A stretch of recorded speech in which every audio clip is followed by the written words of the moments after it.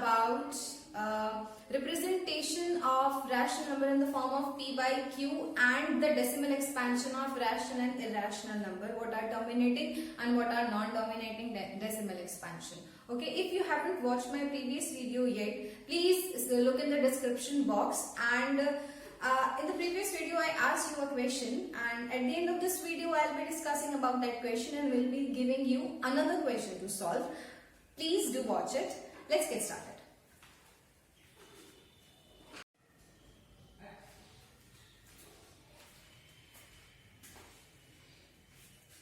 So our next topic is real numbers and their decimal expansion. Decimal expansion means whenever the numbers that are expressed in the form of decimal, what kind of expansion is it? Okay, let us take some example.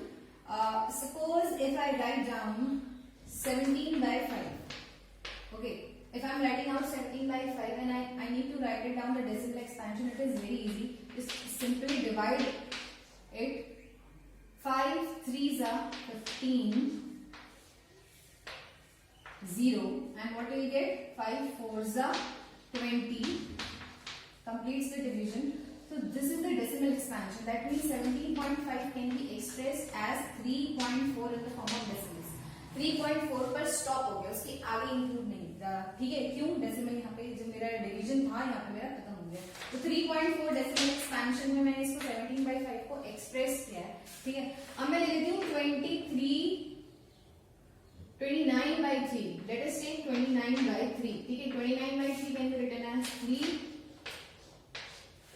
अगर मैं इसका decimal expansion find out करती हूँ, ठीक है, तो ये कितना हो जाएगा? 3 9s are 27, 2 decimal 0, 3 6s are 18, 2. अच्छा देखो, फिर से 2 आ गया है. अब क्या होगा कि क्योंकि डेसिमल लगा हुआ है तो मैं 0 लगाते जाऊंगी, और ये 6s are 18, 2 फिर से बचेगा यहाँ पे 0 6, तो यानी कि ये तो 2 हर बार बचने वाला है, और ये जो है ये 6 आते ही जाने वाला है. तो ये जो मेरा डिवीजन है ये कहीं पर भी खत्म नहीं होगा.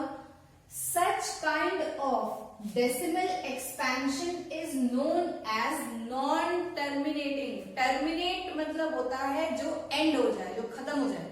ये terminate ही नहीं हो रहा है, खत्म ही नहीं हो रहा है, ठीक है? This is known as non-terminating decimal expansion, whereas this kind of decimal expansion is known as terminating decimal expansion. तो बेसिकली मेरे डेसिमल एक्सपेंशन जो है वो किन दो कैटेगरीज में डिवाइड हो गया है? It is divided in 2 categories, that is terminating and non terminating. Okay, so I am categorising decimal expansion in 2 forms, terminating and non terminating. Terminating का मैंने अभी एग्जांपल दिया जहां पे कि आपका जो डेसिमल एक्सपेंशन है वो रुक जाता है, ठीक है, यानी कि आपका कंप्लीटली डिवाइड हो जाता है.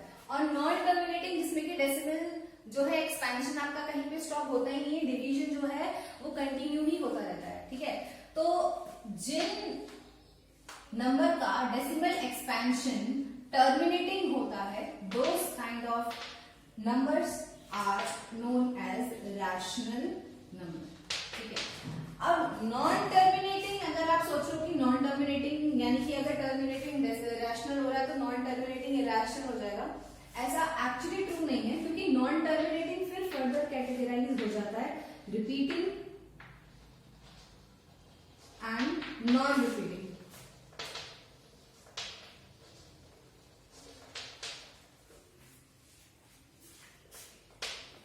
सो रिपीटिंग का मतलब हुआ कि जिनका टर्मिनेट तो नहीं हो रहा है पर रिपीट कर रहा है, जैसे कि जो मैंने अभी एग्जांपल दिया था उसमें कितना आ रहा था 9.6 6 रिपीट होते जा रहा था, 6 रिपीट हो रहा था.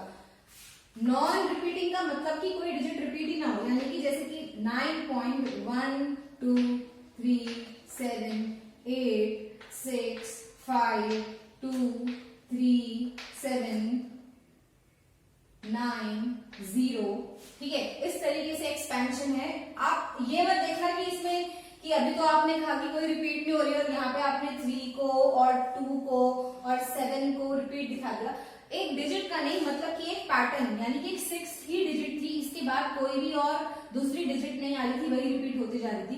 रिपीटिशन में ऐसे भी मैं इसको भी इंक्लूड करूंगी, अगर 1 2 3 1 2 3 1 2 3 ये भी रिपीटेड ही होगा, इसमें ये इतना पूरा फ्रेगमेंट जो है दोबारा दोबारा रिपीट हो रहा है, बट इसमें ऐसा कोई भी सीक्वेंस नहीं बन रहा है जो कि रिपीट हो रहा है। तो ऐसे नंबर को हम कहेंगे non repeating decimal expansion, non terminating, non repeating, ठीक है।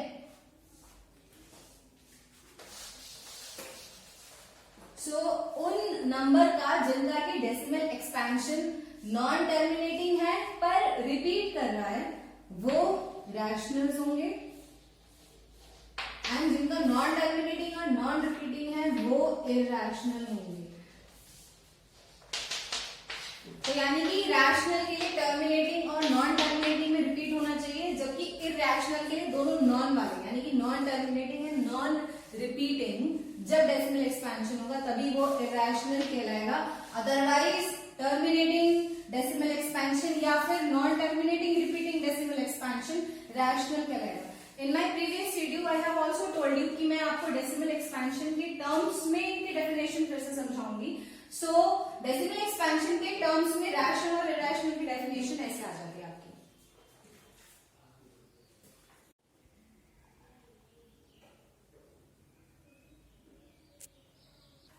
So our next topic is representation in the form of p by q, ठीक है।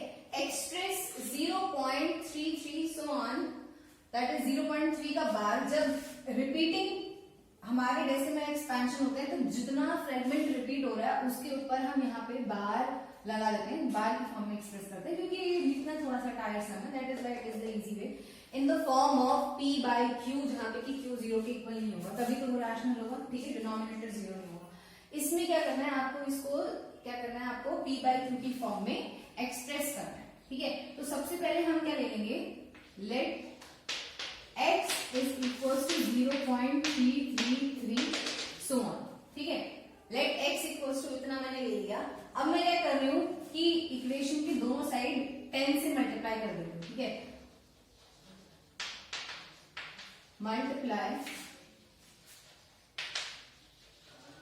both side by 10, तो it will be 10x is equals to 10 से अगर इसको multiply करेंगे तो ये डेसिमल पॉइंट यहाँ राइट में शिफ्ट हो जाएगा, ठीक है, हो जाएगा 3.33, बाकी की सो ऑन डिजिट्स जो है वो ऐसे ही रहेंगे, ठीक। अब देखो इसको ले लेते हैं इक्वेशन 1 और इसको ले लेते हैं इक्वेशन नंबर 2। कभी भी जो इस टाइप के क्वेश्चन है ना उसमें आपको क्या करना है, आपको डेसिमल के बाद के जितने डिजिट्स हैं, डेसिमल के बाद के जितने डिजिट्स हैं वो हटाने हैं, उनको जीरो करना है। वो जीरो कैसे होगा, देखो ये तो सब सेम है, 3 है, तो मैं चाहे इसको 10 से मल्टीप्लाई करूं, चाहे मैं इसको 100 से मल्टीप्लाई करूं, चाहे 1000 से मल्टीप्लाई करूं, जो मेरा आंसर आएगा उसके राइट हैंड साइड पे सिर्फ 3 ही बचेंगे। और जब मैं दोनों इक्वेशन को सब्ट्रैक्ट करूंगी तो मेरी राइट हैंड साइड पूरी वैनिश हो जाएगी। तो यही मेरा एम रहता है कि राइट हैंड साइड जो है डेसिमल के बाद के जितने डिजिट्स हैं उनको आपको सबको हटाना है। तो इक्वेशन 2 माइनस इक्वेशन 1 दोनों इक्वेशन को हम सब्ट्रैक्ट कर रहे हैं। 10x minus x left hand side से सब्ट्रैक्ट होती है और राइट हैंड साइड से 3.333 so on minus 0.333 so on, ठीक है। तो 10x minus x will be 9x is equal to 3. अच्छा इसमें से देखो 3 में से 0 ये तो 3 आ जाएगा, डेसिमल पॉइंट के बाद ये भी इनफाइनाइट तक 3 जा रहे हैं, ये भी इनफाइनाइट तक 3 जा रहे हैं, तो सारे के सारे कैंसिल हो जाएंगे। क्या आ जाएगा 3.0 यानी कि 3। तो x will be equals to 3 by 9 that comes out as 1 by 3. x is equals to 1 by 3. So this is the representation of 0.3 bar in the form of p by q. हमेशा जब भी एक्सप्रेस करना है तो आपको यही चीज ध्यान रखनी है कि डेसिमल एक्सपेंशन के बाद जो है जहां पर डेसिमल लगा उसके बाद के सारे डिजिट्स को वैनिश करना है, ठीक है। ये गेट योर आंसर। चाहे फिर आपको 10 से मल्टीप्लाई करना पड़ेगा, चाहे फिर 100 से मल्टीप्लाई करना पड़ेगा। किसी क्वेश्चन में ऐसा भी हो सकता है कि एक बार आप 10 से मल्टीप्लाई करो फिर एक बार आप उसको 100 से मल्टीप्लाई कर रहे हो, लेकिन आपको ये देखना है कि आपको राइट हैंड साइड जो है वो वैनिश करनी है, ठीक है। So in this question you have to write down the decimal expansion and tell that what kind of decimal expansion each has. Here it is written 36 divided by 100. 36 divided by 100, that means it is very easy. 0.36 खत्म हो गया, रुक गया ना, यानी कैसा decimal expansion है? This is terminating decimal expansion. तो you will write down terminating decimal expansion. ठीक है. नाउ 1/11, 1/11 आप सॉल्व कर लो, कितना आ जाएगा? 11 1 कितना जाएगा? 0.0, then again 0, how many times? 9, then कितना जाएगा? 99, तो कितना बचेगा? 1. फिर से देखो, ये देखो 1 से ही शुरू किया था, दोबारा 1 पे पहुंच गए, यानी कि ये डिजिट फिर से रिपीट होने वाली है. तो यही फिर से आता आपका 0 आप लगाते, फिर एक 0 और लगाते, क्योंकि पॉइंट है तो आप एक 0 लगा सकते हो. 2 0 लगाएंगे तो यहाँ हमें ऊपर लेना पड़ेगा, फिर 9 से आगे जाएगा, तो यानी कि 0909 दोबारा रिपीट होने वाला है. ठीक है. तो इसका डेसिमल एक्सपेंशन कैसा हो जाएगा? 0.09 का बार. क्या ये टर्मिनेट हो रहा है? नहीं हो रहा है. क्या ये रिपीट हो रहा है? हाँ, ये रिपीट हो रहा है. तो ये कैसा हो जाएगा? Terminating repeating. कैसा होता है टर्मिनेटिंग रिपीटिंग? रैशनल या इरैशनल? टर्मिनेटिंग रिपीटिंग होता है rational. Terminating and repeat. Next देखो हमारा 4 होल 1/8, ये हो जाएगा 8 4 सा 32 एंड 1 33, 33/8 तो हो जाएगा 4.125. ठीक है. 4.125 खत्म हो गया यहाँ पे. तो ये कैसा है आपका? ये है आपका टर्मिनेटिंग डेसिमल एक्सपेंशन.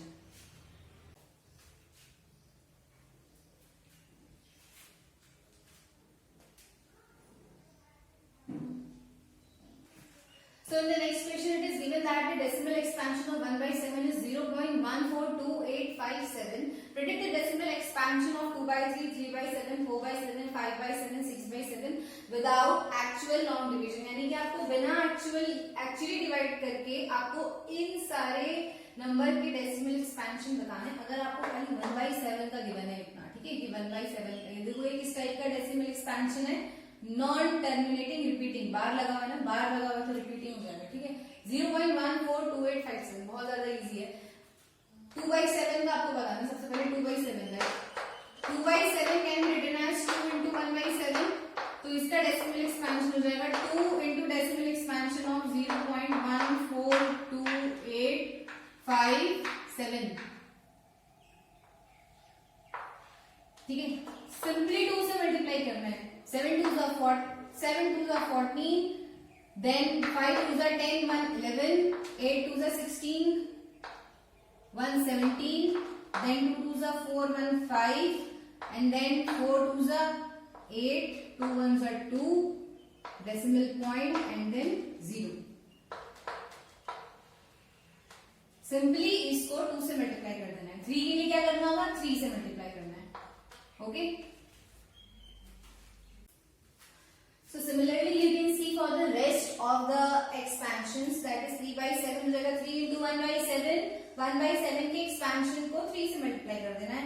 4/7 में 4 से मल्टीप्लाई कर देना है. 5 से यहाँ कर देना है, यहाँ 6 से कर देना है. सीधे आपको इस एक्सपेंशन को से मल्टीप्लाई करके you will get the required expansion without actually dividing.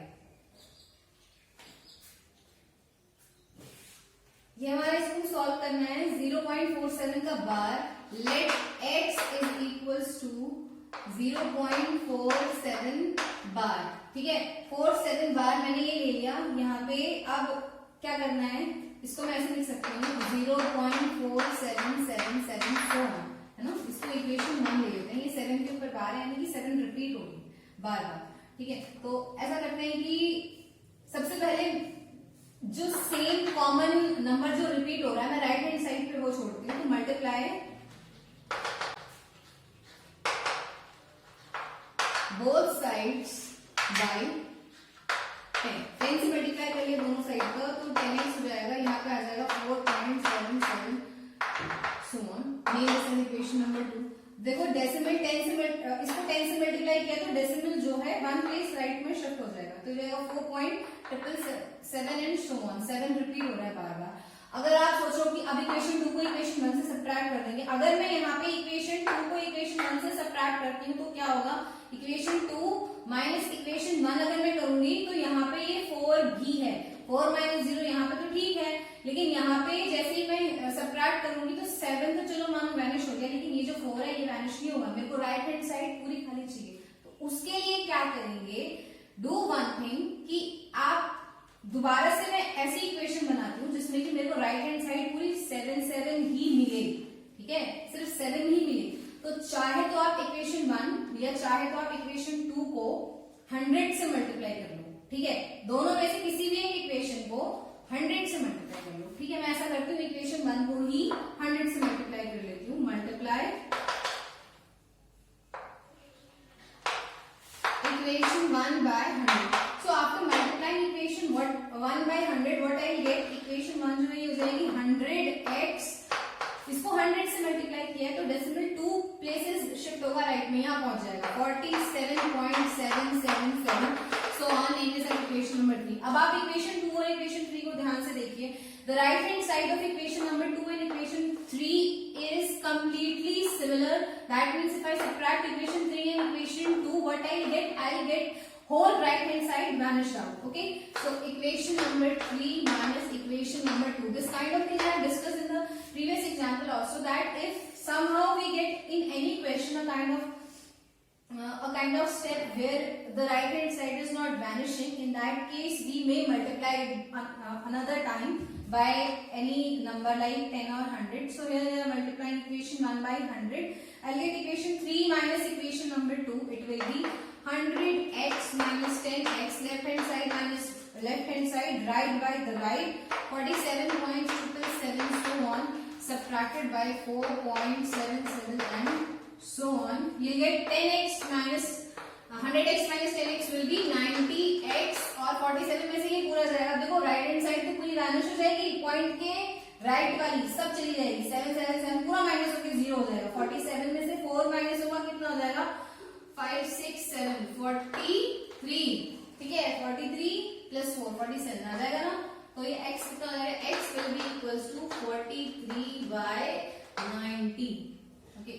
So this is the decimal expansion, जो इसका था, जो डेसिमल एक्सपेंशन था इसका, हमने इसको p by q की फॉर्म में एक्सप्रेस कर दिया, x will be equals to 43 by 90।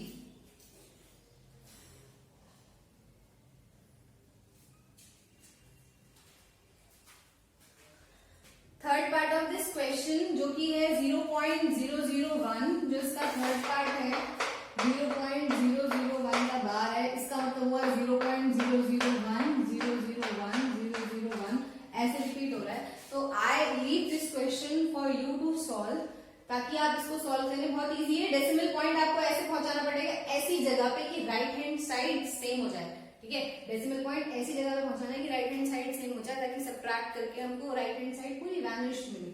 So I leave this question for you. If you have any doubts, please do ask in the comment section. Let us move on to another question.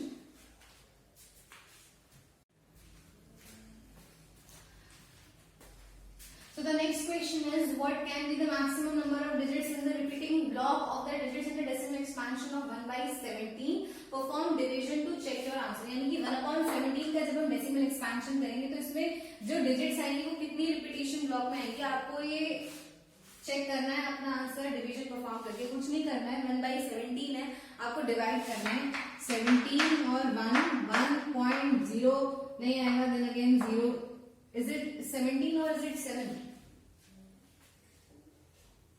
Yes, it is 17, okay. तो 0.0 ऐसे आपका ये division चलता रहेगा। उसके बाद आपकी जहां तक जिस डिजिट के बाद आपका रिपीटेशन हो रहा है, ठीक है, उतने ही आपको डिजिट्स काउंट कर लेनी है, ठीक है। 1/17 है, उसका डेसिमल एक्सपेंशन इतना आ रहा है 0.0588235294117647। आपको काउंट कर लेनी है कितने डिजिट्स हैं, 2 4 6 8 10 12 14 15 16, ठीक है। तो टोटल डिजिट्स कितनी है जो रिपीट हो जाएगी, 16 डिजिट्स है, यानी कि इतना डिवाइड करने के बाद, इस पॉइंट पे पहुंचने के बाद दोबारा से जो आपकी डिजिट्स हैं वो फिर से 0 से शुरू होंगी, 0 5 8 8 2 3 ऐसे आपकी दोबारा से रिपीट होंगी, ठीक है। तो ये आपको इस क्वेश्चन में So the next question, question number 7.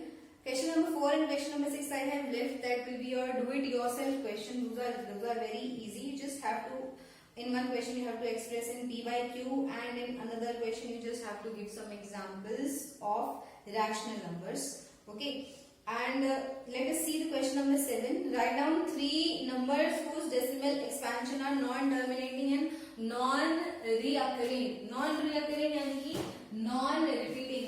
Reoccurring और repeating सेम ही है. हमको 3 ऐसे एग्जाम्पल देने हैं जो कि non-terminating है and non-reoccurring है. Okay.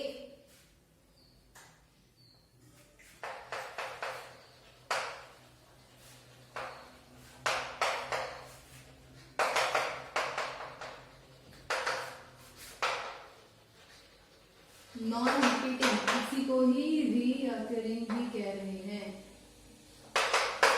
ओके, नॉन रिपीटिंग या नॉन रीअकरिंग एक ही बात है. तो ऐसे कौन से डेसिमल्स एक्सपेंशन होते हैं, ऐसे कौन से नंबर होते हैं जिनके की डेसिमल एक्सपेंशन नॉन टर्मिनेटिंग या नॉन रिपीटिंग होते हैं? Irrational number. तो बेसिकली वो हमसे कह रहे हैं कि आप 3 इरैशनल नंबर के एग्जाम्पल दीजिए. बहुत ज्यादा इजी है. एग्जाम्पल हो सकते हैं 0.01, 001, 0001. एक सीरीज जैसे बनानी होती है, बहुत इजी. देखो एक मैंने यहाँ पे एक 0 इंक्लूड किया, 2 0 इंक्लूड किया, 3 0 के बाद 1 ले लिया, सो ऑन. एक और एग्जांपल ले लेते हैं 0 पॉइंट. अच्छा आप देखो, अब मैं क्या कर लेती हूँ, अब मैं इसको ऐसे कर लेती हूँ 1 0 1 0 0 1 0 0 0 1 0 0 0 0, सो ऑन. ठीक है, आ रहा है समझ में? सीरीज बहुत ज्यादा इजी है. ऐसे आप बहुत सारे बना सकते हो. ठीक है, अब जैसे एक लिखते हैं 0.251 2511 25111 25111 सो ऑन. ऐसी सीरीज बना लीजिए आप, बहुत ज्यादा इजी. ठीक है, तो ये हमारे 3 एग्जांपल हो जाएंगे, non terminating and non repeating के.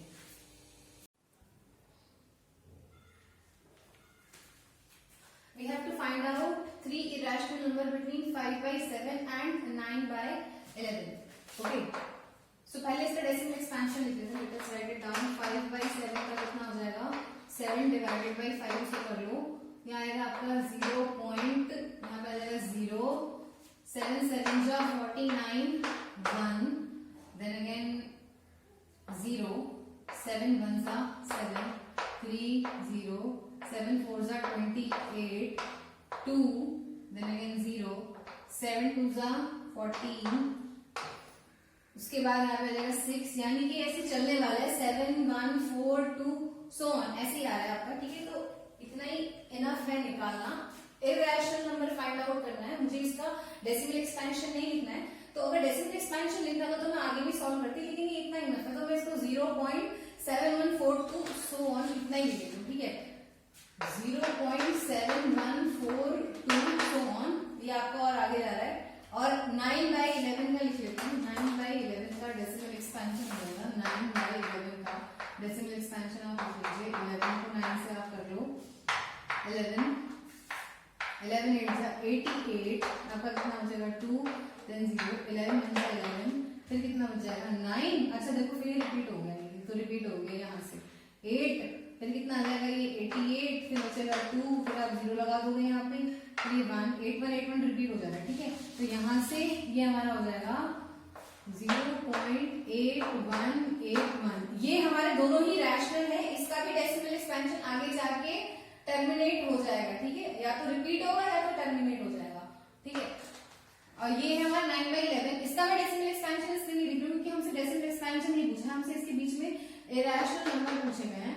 ठीक है, तो बहुत इजी है इनके बीच में कोई भी 3 इरैशनल नंबर बनाना. देखो 7 1 से ना आप सीधे ऐसे बना सकते हो. 0.71 आप ले लो, 7 1 0 7 1 0 0 7 1 0 0 सो ऑन. ठीक है, एक रैशनल नंबर ले लो आप 0.72 1 7211 72111 सो ऑन.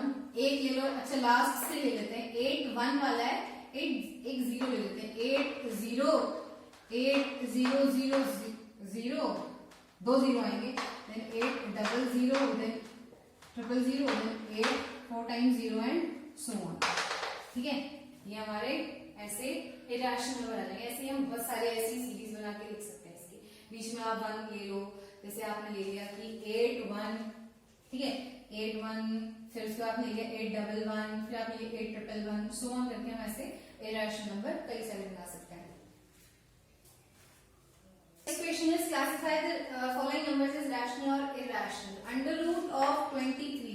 23 क्या है? ये किसी का अंडर रूट नहीं होता है, तो क्योंकि परफेक्ट स्क्वायर नहीं है, मैंने आपको बताया था इरेशनल नंबर की या तो परफेक्ट स्क्वायर नहीं होगा, वो इरेशनल नंबर परफेक्ट स्क्वायर नहीं होगा, परफेक्ट क्यूब नहीं होगा, और उसका डेसिमल एक्सपेंशन कैसा होगा? नॉन टर्मिनेटिंग, नॉन रिपीटिंग, ठीक है। तो ये हमारा कैसा हो जाएगा? ये इरेशनल हो जाएगा। After that under root of 225, क्या ये परफेक्ट स्क्वायर है? 225 किसका स्क्वायर रूट होता है? ये 15 का, ठीक है। That means it is rational. ये परफेक्ट स्क्वायर है, that is it is rational number.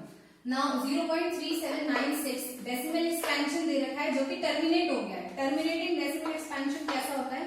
Rational number का होता है, ठीक है। उसके बाद नेक्स्ट है हमारे पास 478 सो ऑन।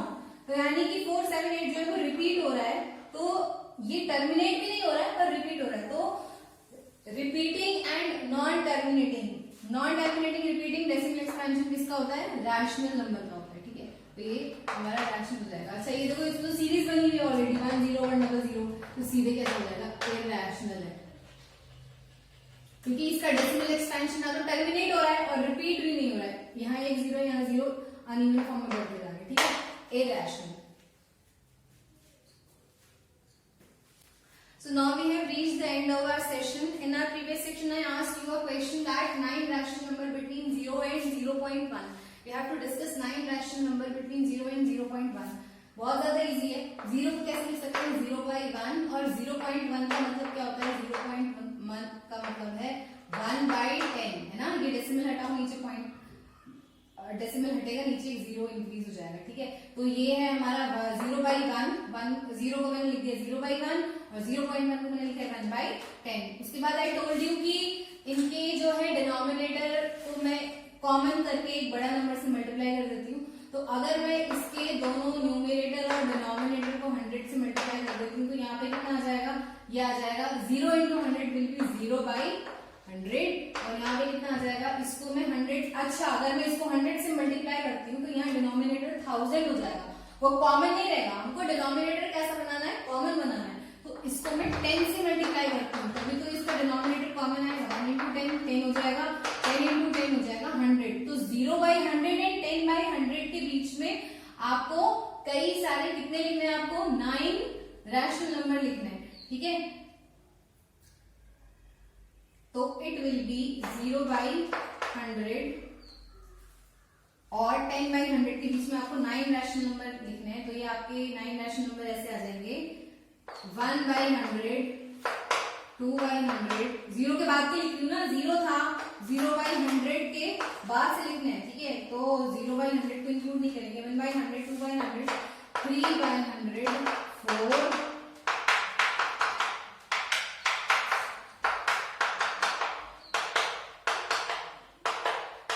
9/100 और 10/100 तो ये है, ठीक है। अगर आपसे ज्यादा पूछ लेते, सपोज पूछ लेते कि 20 बताओ, तो मेरे को किसी और बड़े नंबर से मल्टीप्लाई करना पड़ता, मैं 1000 से कर लेती, 1000 से लिख लेते हैं। नहीं तो फिर there was one other method जिसमें d था, d हमने निकाला था y - x/n+1 करके निकाला था, ऐसे भी निकाल सकते हो आप, ठीक है। So this was the solution of previous question. So friends, today's task is express 0.245 bar as a fraction in simplest form. You have to express this question in simplest form. This will be your do-it-yourself question, including 2 questions which I have given in the exercise. And after this exercise gets completed, and please do let me know the answer in the comments section. Okay? Discussion of this, the discussion of answer of this question will be in the next video. That's all for this session. Thank you.